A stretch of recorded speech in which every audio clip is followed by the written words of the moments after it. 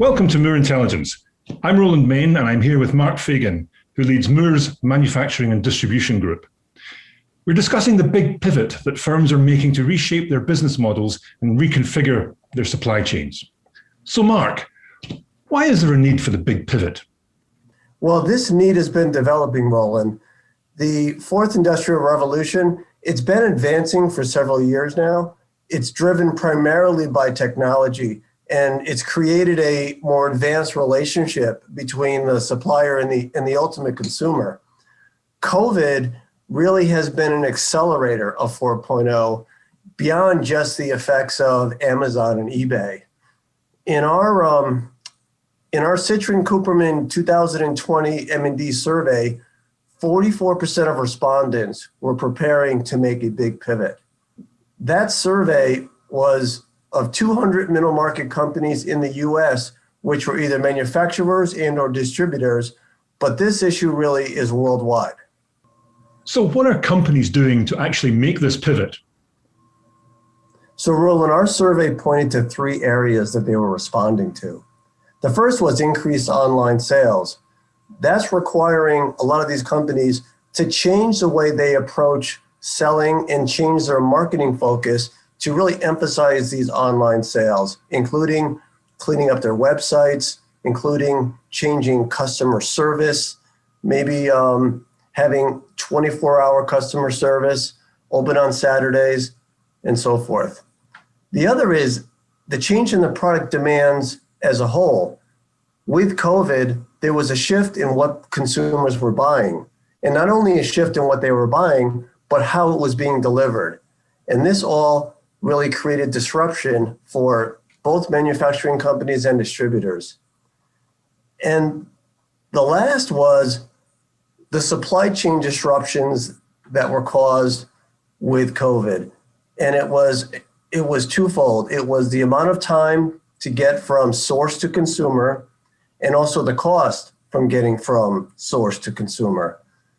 Many companies realized with COVID that they had a real risk, a business risk with supply chain concentration. That is causing companies to reevaluate, to look at going from one source of product sourcing into multiple, whether it be China and Vietnam, China and Brazil, China and other countries, or possibly putting it in the United States. Right now, I've got a customer, a client of mine, who is looking to go from being a distributor to partnering with their manufacturers and opening up a manufacturing plant either in Mexico or Brazil or even Texas to be closer to the consumer. So what does this mean then at a practical level? Well, Roland, a little bit of what I talked about previously was managing risk. Interesting part of the survey said 50% of our respondents said they were not confident with their ability to manage crisis. And COVID was a big wake-up call for them.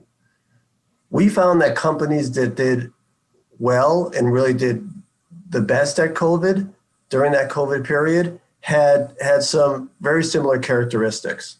One, they really understood their business and what their customer wanted. They had committed and talented leadership at the highest level. They had strong e-commerce already in place and had a strong technology platform that could pivot very quickly when they wanted to change customers' focus to certain products. And they were able to make decisions quickly and execute on those decisions. Those customers were really the ones that, even if they were hit hard in some of their core product offerings, were able to make decisions, pivot, shift to other products, get the website to be communicating the message they wanted to their customers, and push their product out, quality product, different product in a timely manner. So the ones that were less organized and really hadn't gotten to best practices before COVID struggled much more and were slower in their response to the changes that happened, during the last 12 months. You say customer habits are changing. What implications does that have for manufacturers and distributors?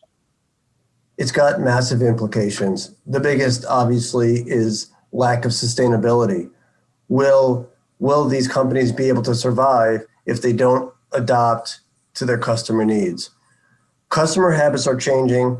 They've already changed over the past 12 months. Manufacturers and distributors need to understand what the consumers want, whether it's free delivery, more product options, consumer-focused website, or being able to ask a question at 10 o'clock at night at their customer service department. They've got to be able to understand how to do that in a profitable manner. Companies really need to look at the products they're selling and understand which ones they should invest their resources in and time in, and which ones maybe just give up to the Amazons of the world or the eBays and focus on the ones that really are best for their business model.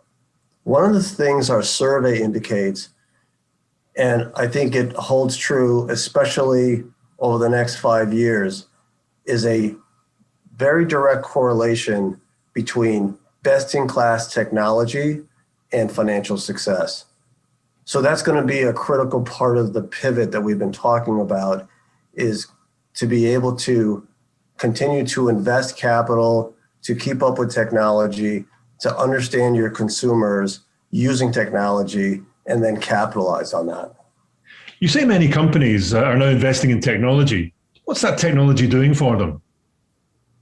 Well, better data means better focus. And the thing is, the information is in their systems. They just have to be able to get that information out, analyze it, and understand what it means. There's a great example of when Starbucks teamed up with the Weather Channel because Starbucks was having a tough time getting cups to all of their stores in a efficient and timely manner, depending on whether customers wanted hot beverages or cold beverages. So the Weather Channel was able to do a study and determine that at 65 degrees Fahrenheit, that's when the switch happened. So if it went above 65 degrees, the customers wanted iced coffee. Below 65 degrees, they wanted hot coffee.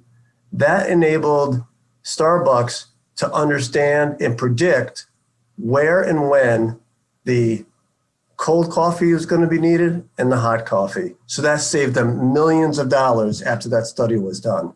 It's really a way to understand and a good example of drilling down into the consumer habits. It helps a company manage so many things much more efficiently. Obviously, the big pivot is going to require big investment. How are companies funding that? It's tough, especially for the middle market companies. They don't have the wherewithal and the ability to make mistakes that the larger companies do. Bank lending is tough for projects like these because they really want to have something to securitize it. That's where private equity could be an answer for companies that are looking to get some capital to make really the next big move for their company, and also expertise. Because one thing about private equity, they have a lot of sources and a lot of places to pull very smart, experienced entrepreneurs who have been through this before. So that could be a really good place for companies to partner with and to try to get through the next phase of this COVID, post-COVID era, Industrial Revolution 4.0, and so forth, because there's a lot going on over the next 5 years in how technology is changing how we deliver to our consumers, how disintermediation is creating a very short span from source to consumer, and how data analytics is really becoming the driving force of consumer behavior. So those are a lot of things that middle market companies have to tackle over the next 5 to plus years. So in summary, what's the most important thing companies need to think about when they're making that big pivot? Well, success. success in making that pivot, because you can make a decision to do it, but to implement is not easy. And like we talked about, it could be very expensive to learn on the fly.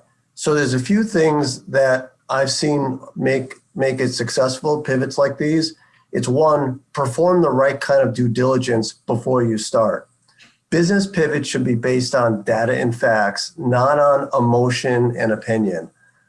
A good recipe for success will be to include persons outside the organization as well as inside the organization who think strategically and maybe don't have something in the game that's going to benefit them personally. And also, it's imperative for the people on that team to be able to disagree with the CEO. So that's one big important factor. The next is collaborate with partners. And this is where we're talking a little bit about PE before.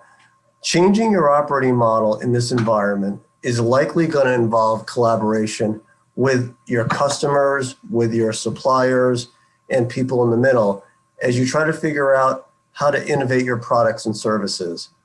Assigning cross-functional teams that work closely together to accomplish this goal is going to be very important, and it's going to be critical to your success.